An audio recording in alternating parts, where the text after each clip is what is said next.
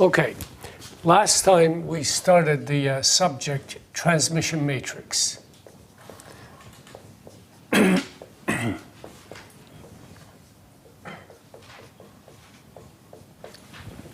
essentially what transmission matrix does is relates pressure and particle velocity at one field point to another set of variables at another position. Okay, and the matrix in matrix expression we write it as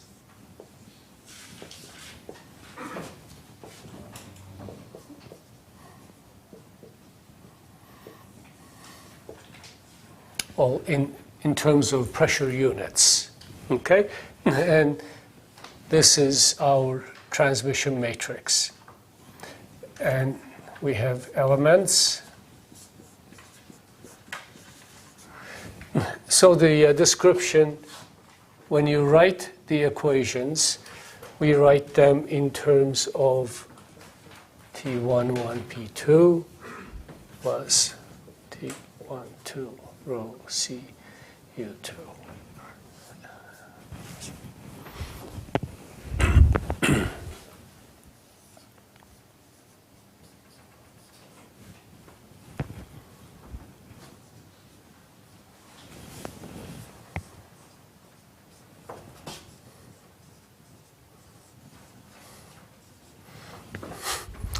The things to remember here are the variables, okay? Pressure and rho C times pressure. These are written for plane waves. And we express them in terms of, again, pressure and particle velocity at the second location. So once we know, for example, the transmission matrix for the space or for the field between the two positions, then you can always find what it is in one or the other as long as you know the values again on one or the other. And the importance of this comes in when you have a combined set. For example, you have a plate, and then you have a fluid and a membrane. Then you can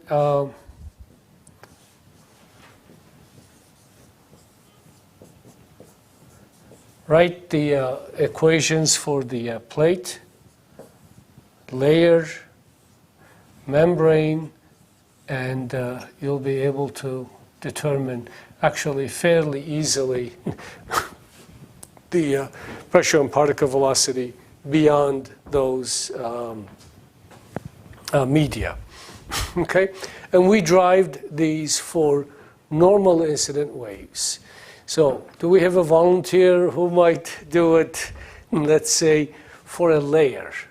Okay, just a layer, acoustic layer, in between two places for a sound wave that comes in an oblique direction. Okay, and what that means is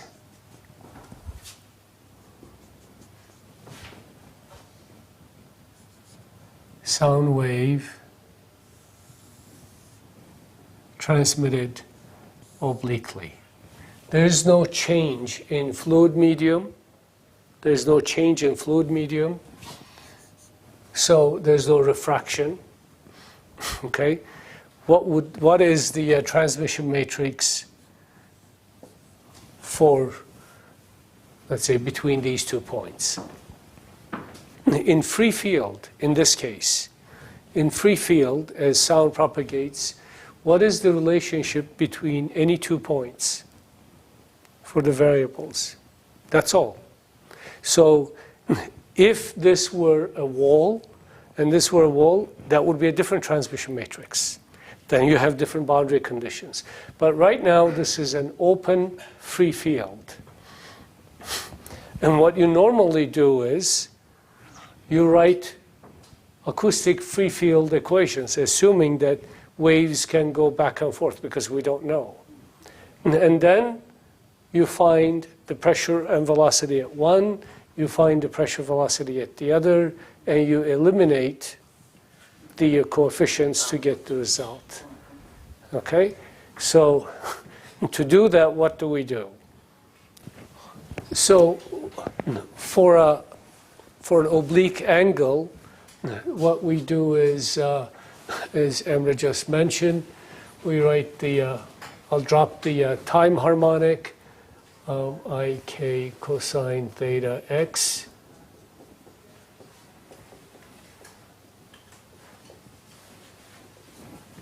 And corresponding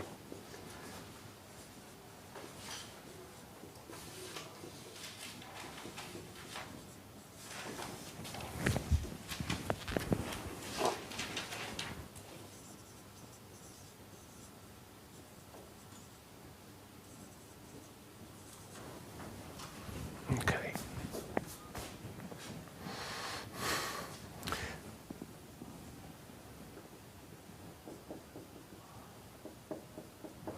And if we evaluate, let's say, pressure at position number 1, then we will write the expressions for position number 2.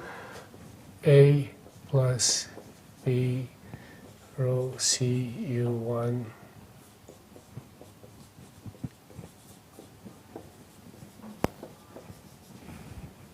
similarly.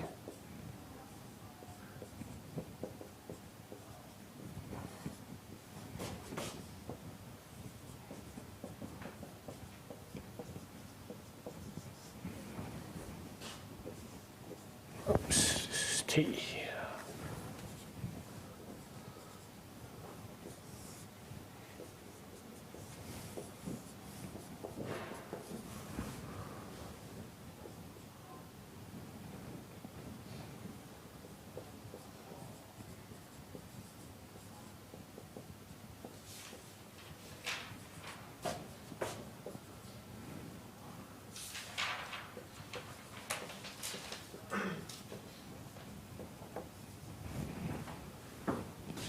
Okay. What we want to do is find A and B in terms of P2, U2, and substitute it back in here. Okay? If you do that, then you have this open relationship.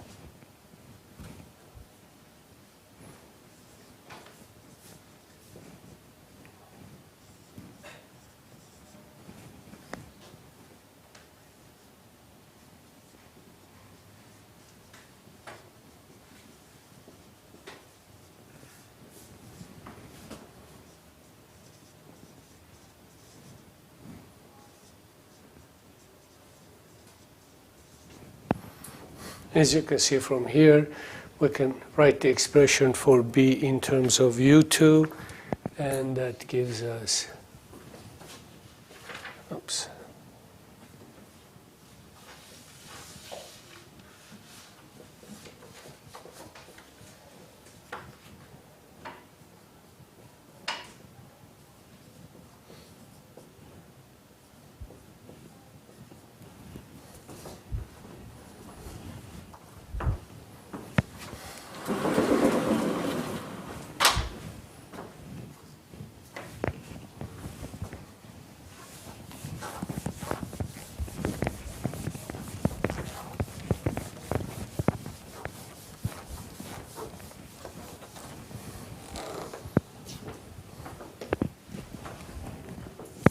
let's see. Okay.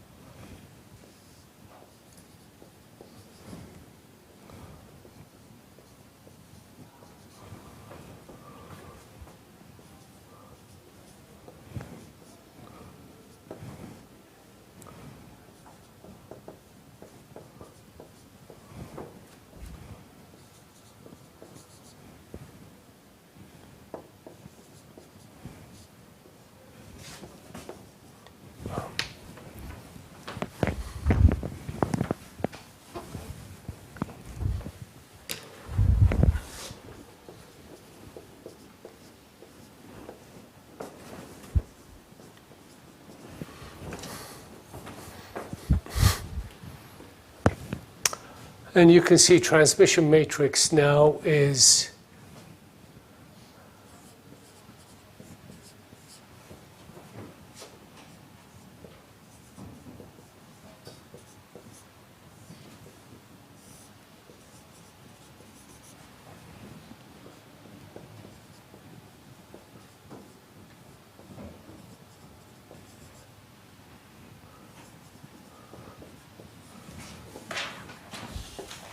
and how does it differ from the normal incidence case?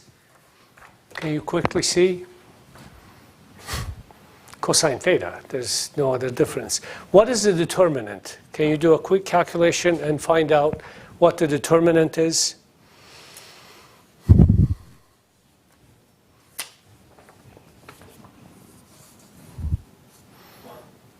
Yeah, as before. No energy is added or no energy is subtracted from the system. So the only difference in this case, as I mentioned before, is the oblique angle that seems to change the impedance slightly.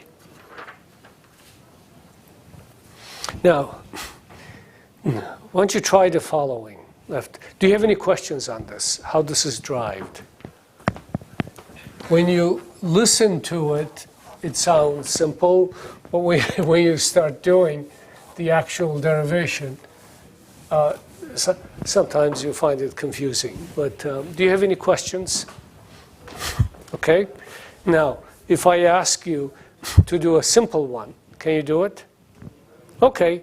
Why don't you find the transmission matrix through a fluid interface? Okay. Transmission matrix through it's not a layer, but fluid interface.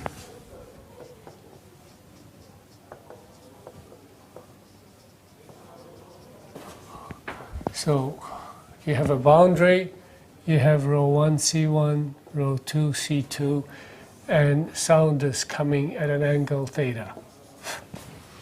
What would be the transmission matrix for this? This is simpler than that. Okay, why don't you help me? Okay? We want to find the transmission matrix through a fluid layer, through an interface of a fluid, from one fluid to the next. What does that mean? What are we trying to relate? We're trying to relate pressure and velocity on one to the pressure and velocity on the other. So what are we really speaking about is either side of the interface, correct?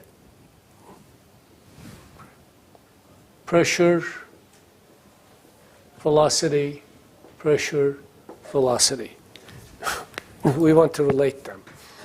What do we know about them? What is it that we know? We know boundary conditions. Okay. What is the boundary condition? What are they? Pressures and velocity must be continuous at the interface. Okay. So Let's start with the pressure. Pressure must be continuous. Does that mean P1 is equal to P2 at, let's say, X, we call it X0? Everybody agree? Okay. What's the next? And velocity must be continuous. Okay. There's no mass. Would you say U1 is equal to U2? Actually, rho 1 C1 U1 is equal to rho 2 C2 U2. Really? Why? I think impedance must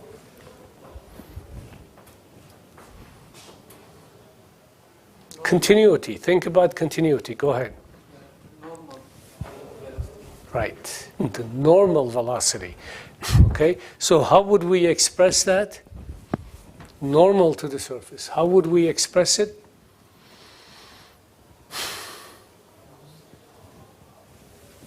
Cosine theta. Yeah. No, sine. Look at the angle. U1 cosine theta must be equal to U2 cosine theta. Oh, did you? Sorry. Okay, I'm sorry. I missed the co part, just heard the sine. Okay, now we're getting someplace. Okay? Remember now, the format that we use is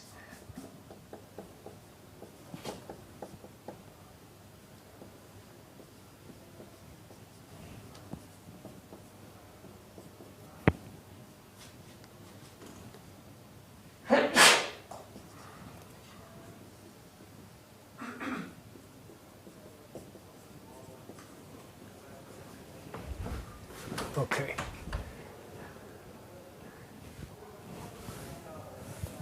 This is pretty straightforward. This is 1 and this is 0. You agree? Relationship between P1 and P2. One of them is cosine incidence, right?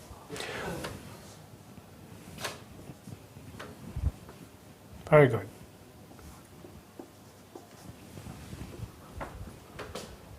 Okay, what else are we missing? Okay, so this is all right. Now, what do we do here? And of course,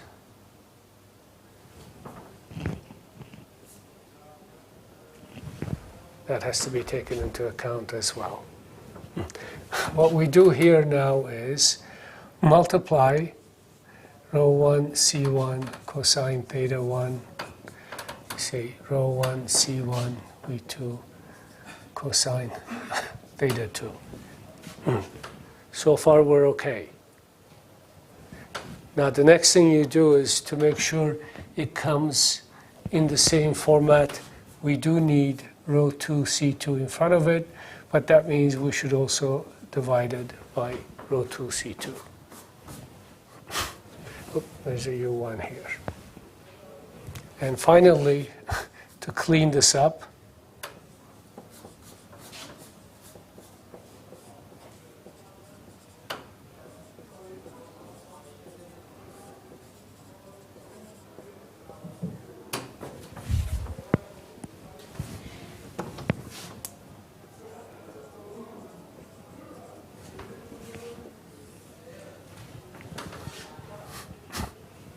that would be a transmission matrix element, and this would be 0.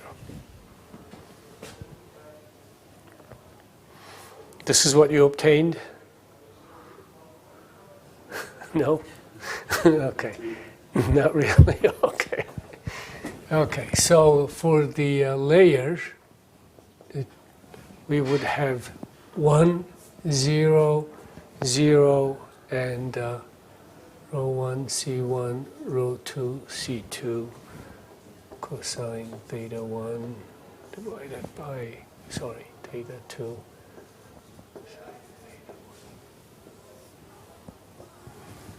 Let me see if that's what I have. Yep.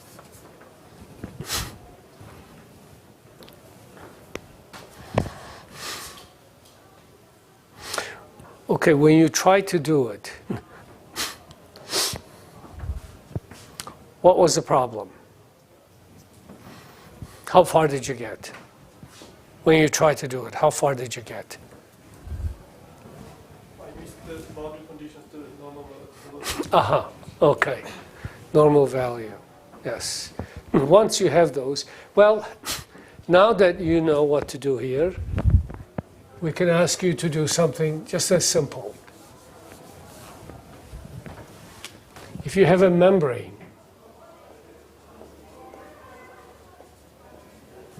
okay, and if you have an oblique angle coming at it, what would be the transmission matrix for it? Don't look at your notes from last time because we didn't do it that way. Just think about it. Let's just do it together, okay? What would you do? It's no different than the interface. Just pressure will not be continuous. Pressure will not be continuous, okay? What will happen then? It will cause the acceleration. Okay, so how do we describe that? See, this is a membrane now. And we discussed last time that membrane basically acts like an inertia, a mass, okay? And so how would we express this? The membrane and its relationship to pressure.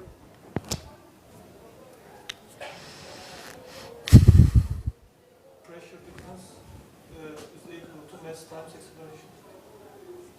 Right, you can do mass times acceleration, or similarly, impedance times the velocity, okay? Now, what else do we know? And the velocity are continuous. Velocity is continuous. Velocity is continuous. And how do we express that? You want cos, U1 times cos theta I equal to U2 times cos theta. Okay. This is the same fluid, so it will not matter. And how does that help here? You have the answer. Khan. How does this help here? It's not the normal. It's what? It's the same as eta. It has to be. For continuity, the plate or the membrane velocity must be equal to the normal velocity of the particle on both sides. That's essentially it. So what you have here is P1 is equal to P2 plus eta, and U1 is equal to U2 U2 cosine theta. Thetas go out, and that's equal to zeta n.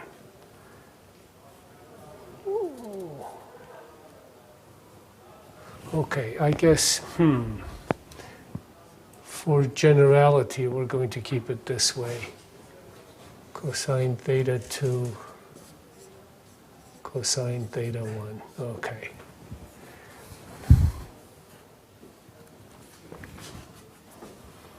Okay, so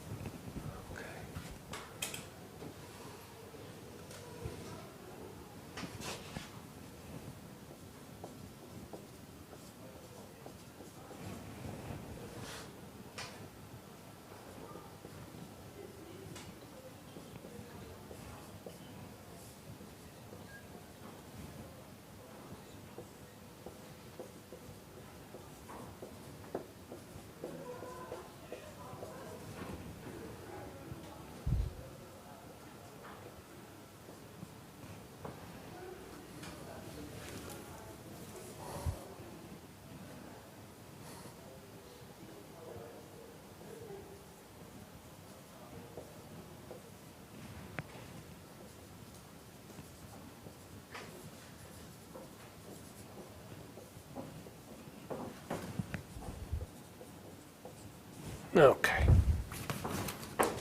You have a question? Somebody? No? Okay. What we did is I added a couple of other variables here, okay?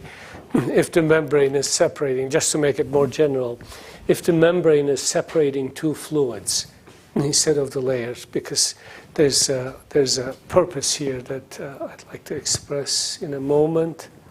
Yes, okay. So let me write it in terms of the transmission matrix for the membrane. One normalized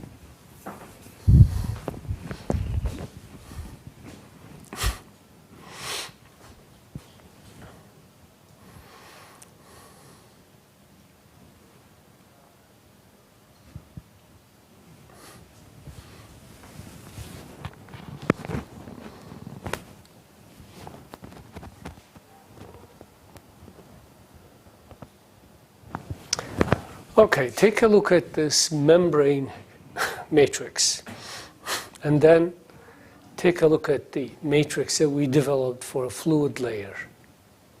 Not layer, sorry, fluid interface.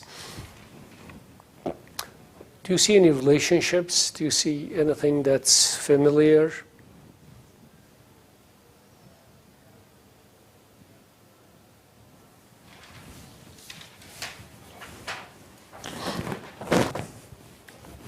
Okay. Remember, each time you look at these, it's supposed to tell you something. The components of transmission matrix, which come from these two equations. What is Z in this case?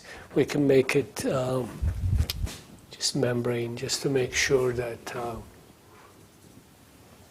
just membrane, yeah, it's not a big deal. Membrane impedance normalized with respect to the acoustic impedance of the second medium. This is the angle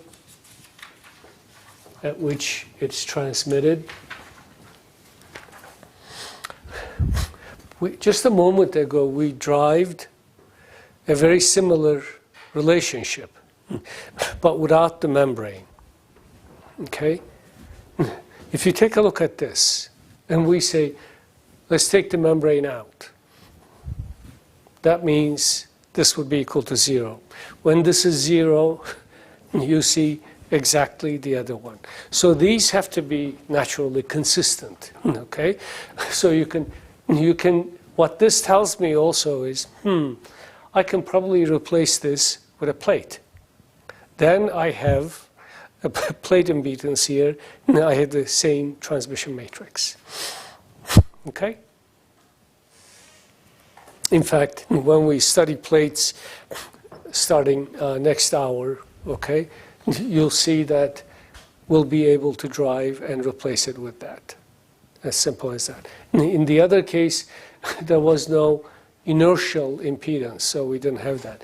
But the plate is going to be more than an inertial impedance. It will have stiffness, bending waves, vibration, how plate vibrations come into play. Okay, any questions on transmission matrices? I think for now, at least, that's what we will cover. And I probably will get you some homework problems on this to prepare you. Questions? Okay. 3-minute break. Okay.